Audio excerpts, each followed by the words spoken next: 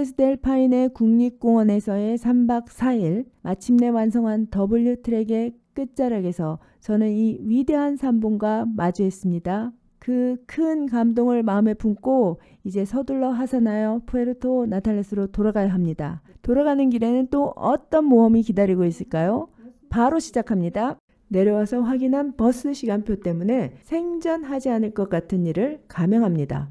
버스 시간표를 보면 별표에 있듯이 웰컴 센터에서 국립공원 정문 라구나 아마르가까지 가는 시간이 7시입니다.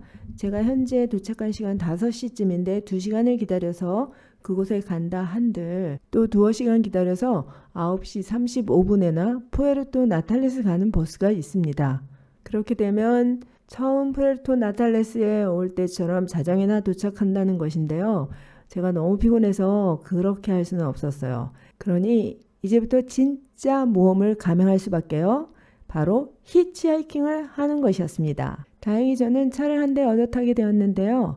이 여성은 나탈레스 주민이었고 영국에서 온 친구와 함께 산에 올랐다 내려가는 길이었습니다. 이 차를 얻어 타기 전에 저는 여러 대의 차에게 Are you going to Puerto Natales? Can I get a ride? 이렇게 질문을 했었는데요. 그러니까 푸에르토 나탈레스 가는가 묻고 차를 좀 얻어 탈 수 있는가 물은 거죠. 앞선 차들이 저를 태워주지 않은 이유는 푸에르토 나탈레스에 가지 않거나 이미 좌석이 다 찬 경우였습니다. 그들의 대답은 Sorry, we are not going there. Sorry, we are already full. 혹은 all the seats are taken. 이런 답이었죠. 그 중에 한 분은 Don't worry, you'll get a ride. There are many people up there and they must come down here. 라고 말해주었는데요. 내가 정말 차를 얻어 타고 푸에르토 나탈레스까지 무사히 갈 수 있을까 걱정하던 차에 큰 위로가 된 말입니다.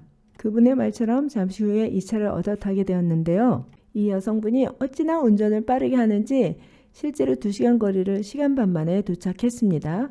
오던 중에 아이스크림과 음료를 사겠다고 내렸는데요. 저는 사실 너무 피곤해서 막 비몽사몽이었거든요.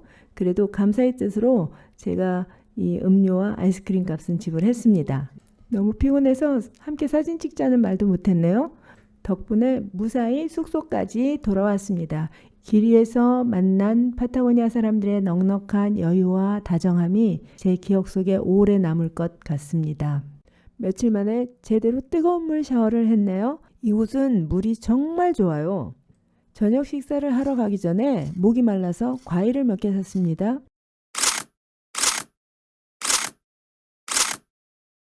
과일을 사들고 호스텔 주인이 알려준 식당으로 향하던 중에 토레스 델 파인에 들어가던 첫날에 기념사진을 찍은 곳이 나왔습니다. 식당 주인이 아주 유쾌하게 저의 사진을 찍어주었는데요.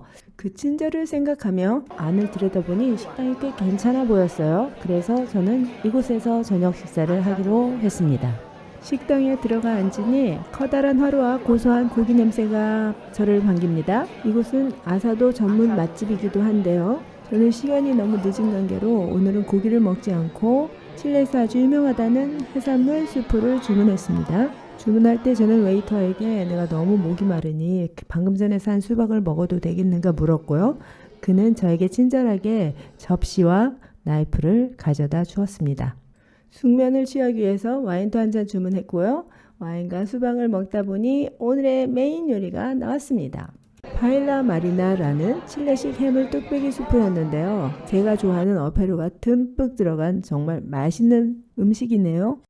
그에 곁들인 페브레라고 하는 이 칠레의 전통 소스가 너무 맛있는 거예요. 멕시코의 살사와 유사한데 해물 수프의 감칠맛을 폭발시켜주며 정말 매일 먹어도 좋을 마성의 소스였습니다. 아까 이 문구를 하로문 위에서 보았는데요. 여러분 상상해 보세요.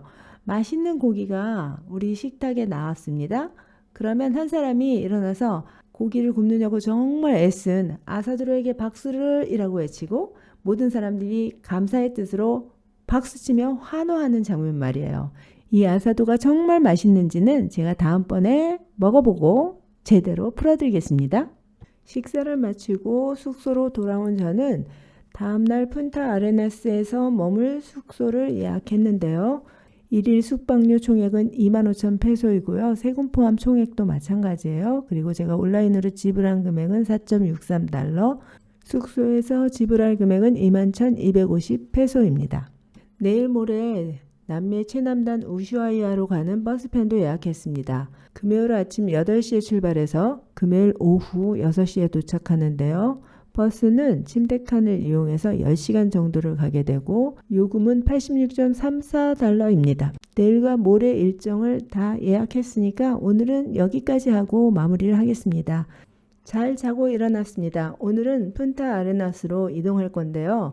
11시 버스를 타기 전까지 푸에르토 나탈레스 마을을 한번 둘러보려고 합니다. 여러분 저랑 같이 산책하실까요? Shall we walk together?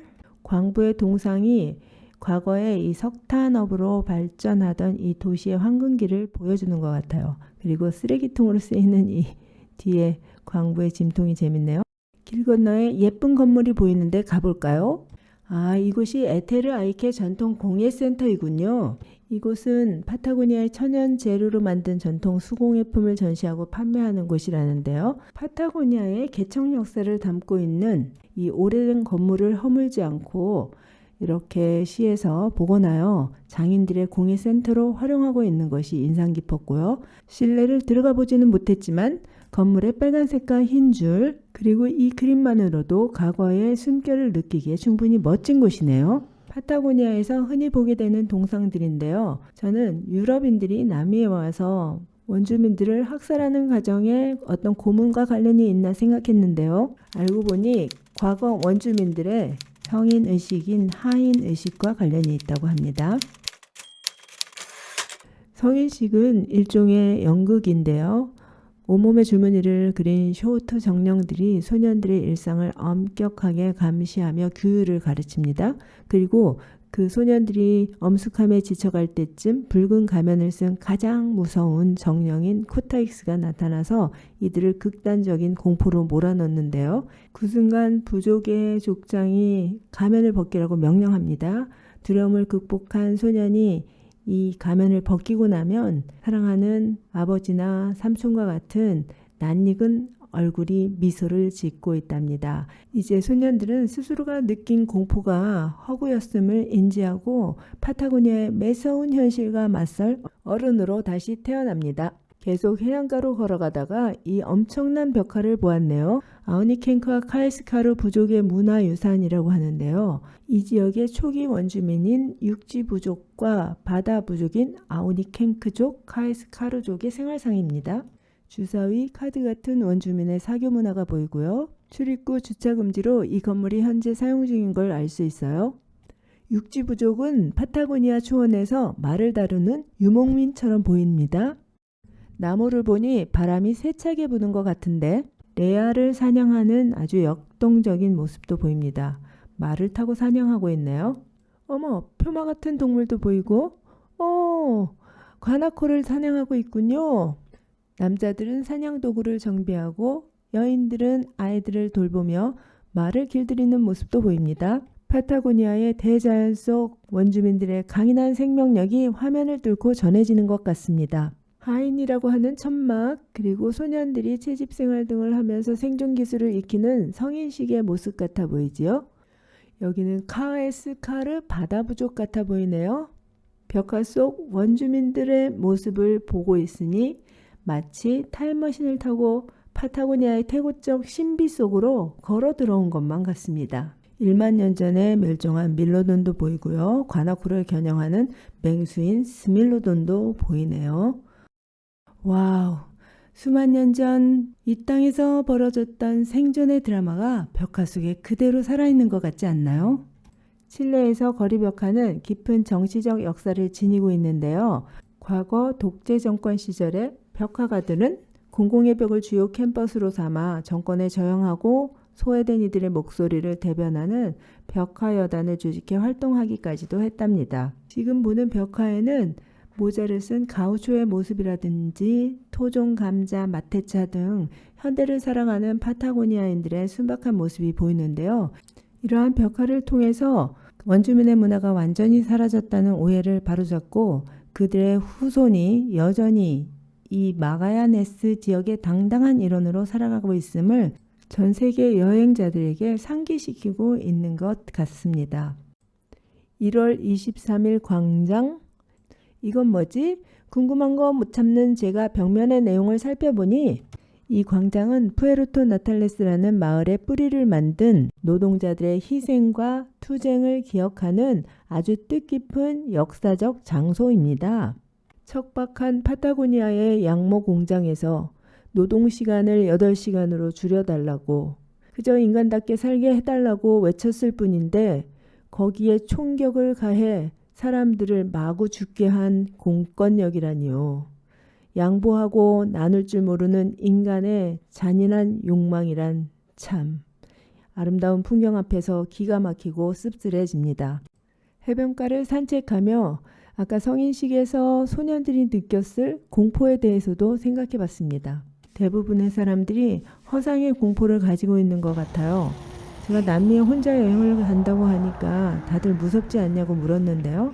저기 좀 보세요. 특이하게 생긴 검은 목의 백조가 보이네요. 흔히 보던 백조와는 다르죠?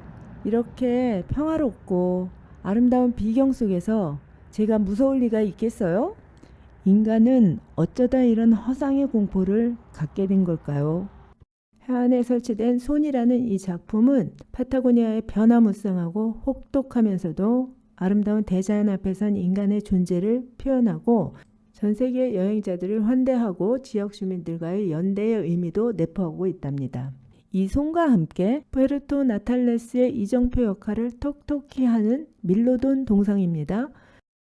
밀로돈은 빙하기 말까지 파타고니아 전역을 누볐던 초식성 거대 땅늘보인데요. 과거의 뿌리를 기억하려는 상징물로 기념품이나 거리의 간판에서 쉽게 볼 수 있습니다. 여행자를 반기는 바람의 사랑이라는 조형물입니다. 푸에르토 나탈레스의 황금기를 이끌었던 양모와 양고기를 수출하던 과거 항구의 흔적입니다. 100년의 세월을 견뎌낸 이 항구의 흔적은 안데스 산맥의 만년설을 배경으로 미학적 자태를 뽐내면서 나탈레스를 소개하는 곳은 어디나 등장합니다. 주유소를 지나서 바람의 기념비 쪽으로 가다가 멋진 부두를 발견하고 이곳을 걸어보기로 했습니다. 지나가는 행인에게 사진을 찍어달라고 부탁하고 이곳에 다녀간 추억을 몇 장 담아보고 있습니다. 거칠고 매서운 파타고니아의 바람을 형상화한 철제 조각상 옆에서 젊은이들이 그 바람을 가르며 보드를 타는 모습이 상상됩니다. 지금 눈앞에 보이는 이 바다의 이름이 울티마 에스페란사인데요. 이 바다 이름의 유래를 보면 1557년 스페인 국왕의 명령을 받은 항해사 후안 라드리에로는 태평양과 대서양을 잇는 지름길 이 마젤란 해협을 찾기 위해서 복잡하고 미로 같은 파타고니아의 피오르 바다로 들어섭니다. 하지만 수개월 동안 거센 폭풍우와 험난한 미로 속에 갇혀 선원들은 지칠 대로 지치고 배는 난파될 위기에 처하게 되지요. 굶주림과 추위 속에서 마지막 항해를 이어가던 그들이 마침내 파도를 피해 잔잔한 바다, 지금의 이 푸에르토 나탈레스 앞바다에 극적으로 도달하게 됩니다. 그때 라드리에로 선장이 하늘을 바라보며 외친 고백이 바로 이 바다의 이름이 되었다는데요. 그가 외친 말은 이곳이 우리의 마지막 희망이다. 스페인어로 울티마 에스페란사, 마지막 희망이라는 뜻입니다. 안데스 산맥과 아름다운 바다를 배경으로 파타고니아의 영혼을 사랑했던 한 탐험가 신부님과 이 땅의 원주민의 만남을 표현한 동상도 보게 됩니다. 호스텔 벽면에 아까 보았던 고대 고양이과의 맹수인 스밀로돈이 보입니다.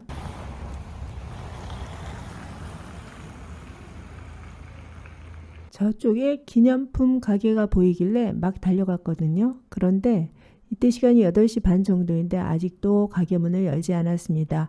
이곳 사람들은 느긋하게 10시나 되어 가게 문을 연다네요.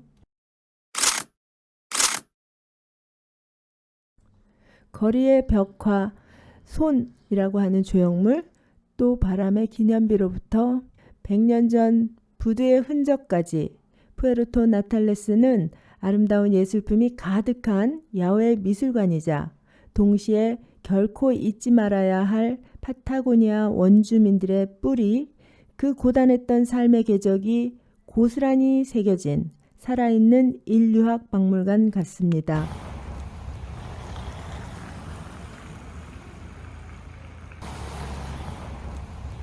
토레스 델 파이네로 들어가기 위한 인접 도시로 알고 있었던 푸에르토 나탈레스가 왜 하필이면 이렇게 원주민들의 흔적이 많은 것인지 갑자기 의문이 듭니다.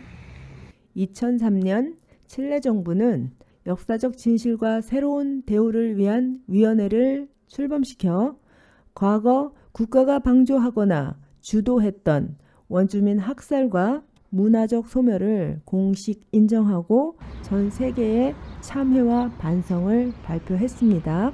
이후 칠레 정부는 지자체에 원주민의 역사와 문화를 공공장소에 복원하고 시각화하라는 문화정책적 예산을 지원했는데요.